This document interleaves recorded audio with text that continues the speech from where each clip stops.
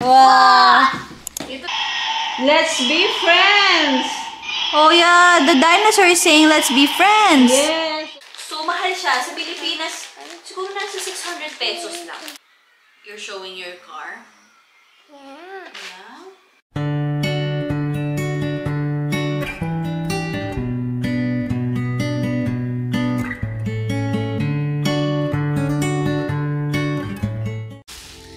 What's that? Dinosaur. That's from Ninang B as well. Ito? Wow. Wow.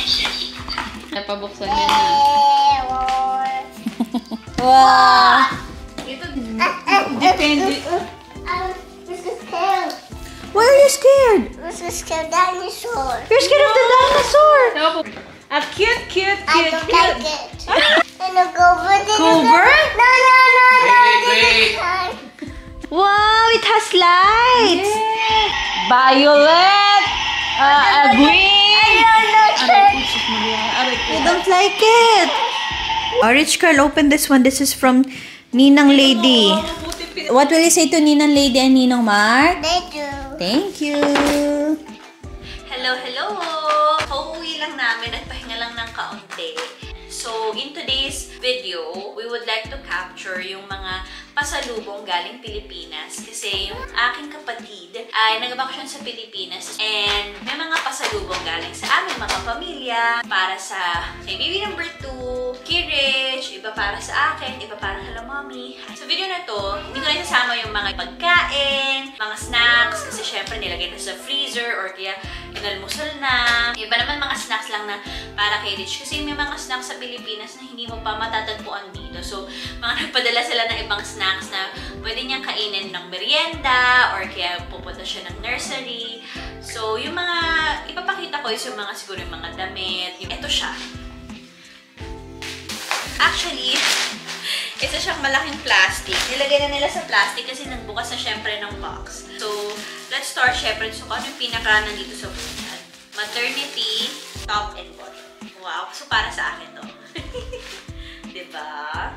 So, lalaban natin yan syempre bago natin isuot. Next one is sa akin ulit. I think this one is breastfeeding friendly na rin siya. And then, ito rin, puro sa akin itong nasa ibabaw. Ayan, puro damit. Breastfeeding friendly na rin. Kasi bihira makakita dito ng mga breastfeeding friendly na damit. Na mura, alam mo yun. May makikita ka naman pero medyo pricey. This one is also top and bottom. Top and I think this one is a fourth.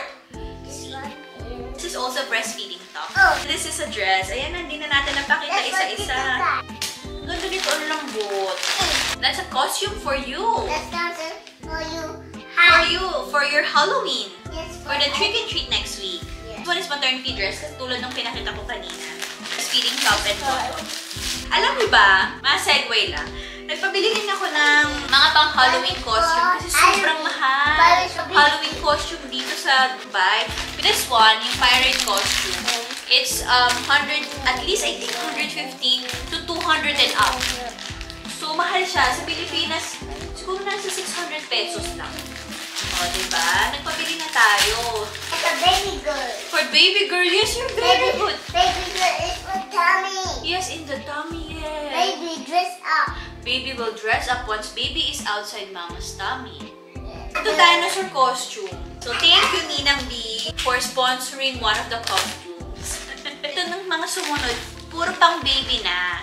May baby number 2 and baby girls siya. So, meron top, and bottom, and then ito yung may hooded towel. This one, ayan, feeling ko masusuot na ito mga 6 months or 3 months. Itong mga panty, tatabi na muna natin. And then ito, onesie din. Ito, top. Mix na ng bigay ng sisters ko, saka sa mga in-laws ko galing kay Mama Arlene, kay Papa Danny, kay ate, kuya. So, maraming thank you po. Ay, ang cute! Wow. Oh, it's another costume. Wow! It's a dinosaur costume. Oh, baby. Yeah, it's not scary. See, the dinosaur is smiling. It's not angry. Lagi ako nagpapabili nito. Kay Baby Rich, nasa siya nagpabili rin ako ng ganito. Kasi walang ganito dito. At malaki pa siya. Yung time natin, ang mga ano yung pink saka blue. Green and blue. Wow! Onesie! Mittens! May presyo pa! Sisingilin nata ako siya. Naka-sale, 350 pesos. Oh, ha? Love dresses. Booties! Mommy's tip sa mga, lalo na sa mga first-time moms. Huwag na kayong bumili ng mga mittens, saka yung mga parang pamedyas na may tali. Kasi lalo kapag nilalaban siya, hindi may iwasang natatanggal yung tali niya. So, pahirap pang ibalik. Or kung may technique kayo, why not? Pero sa akin, kung bibili kayong garterized na, yun na lang. Or kaya kung pantutulog nyo sa mga babies, bili kayo nung mga sleep suit na nako-cover din yung hands saka yung feet ng baby. Kapag nakabili na ako nun, I'll definitely show you. Pero yung bilin ko if ever nabibila nila ng mittens saka booty si baby number 2, wag na yung may tali. Oh, ang cute! Oh, baby girl, this is for you, headband. Oh, ha? Thank you po. Ayan, may presyo pa. Sisinginan tayo. Sleep suit. Ito, may mga ganitong type ng sleep suit na na talaga siya, covered na. Pero if kung may mabibili kayo nung yung mako-convert, yung makikita mo pa yung paa niya. Tapos kapag matutulog na, saka mo na siya i-cover. Kapag nakabili talaga ako, papakita ko. Kasi convenient yun na, lalo na kapag lumaki si baby. Kapag yung ganitong closed feet, na siya sagad. Unlike nung mga co-convert lang, kahit na hindi mo na magamit yung paa, pero nagagamit mo pa yung sleep suit, kahit na medyo tumatangkad-tangkad na si baby. Pero of course, bigay ito, magagamit ito. May hood pa, napaka-cute. So, gagamitin natin ang ganyan. Abby, sisingilin mo ba ako? Sisingilin ako ng kapatid ko. Makaka-receive po ako ng bill at the end of this month. Oh, another cute hair accessories for baby girl. Hair accessories, saka partner na socks. Yes. Pang bahay lang, na presko. Alam mo, gamit na gamit ko to nung baby siya. Sobrang presko nito sa balat, sa Pilipinas. Ewan ko lang kung may nabibili dito sa Dubai. Siguro may mga online shop na pagmamay-ari ng mga kabayan na nagpo-provide sila ng ganito din. Ito naman sando. Ayan, may mga pakonting sando. Ayan, diba? Cute! Uy, ayan, cute! Saka bib. Baby bib. I've never tried yung mga bib na detalye na ganito. So, ayan. So, ito, another breastfeeding top. Alam ko na to. I'm a breastfeeding mom. Hey, Rich. Tapos, sobrang komportable. Sobrang easy access. Yung duster, don't judge me, pero sobrang komportable niya for a breastfeeding mom like me. So, pabili ulit ako ng duster. Kasi yung mga duster na gamit ko pa kay Rich, yung wala na nakapos yung garter. Kasi kakahila dahil sa dede. So, ito, nagpabili ulit ako ng duster. So, malamang makikita nyo ako in future videos na naka-duster. Okay. So, ito ay mga intimate. May damit pa, isa pa, maternity dress din. Ito, may maliit na box. From mabang cologne from the Philippines. Tapos, dalawa lang yung binili ko nung nagbakasyon kami sa Pilipinas. To be very honest, hindi ko siya nilagyan ng any cologne, pabango, mula nung baby siya.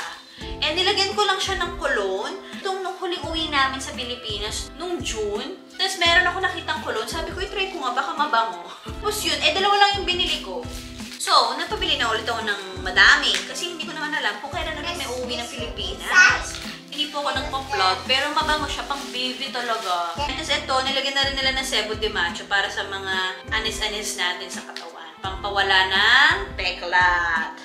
Ito, bigay ng aking sister, Fisio Gel. Meron siyang mild eczema.